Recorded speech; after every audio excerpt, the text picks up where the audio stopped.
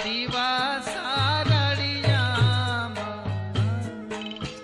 मैं तो भाव सहित हरि ने बालिया मारे हई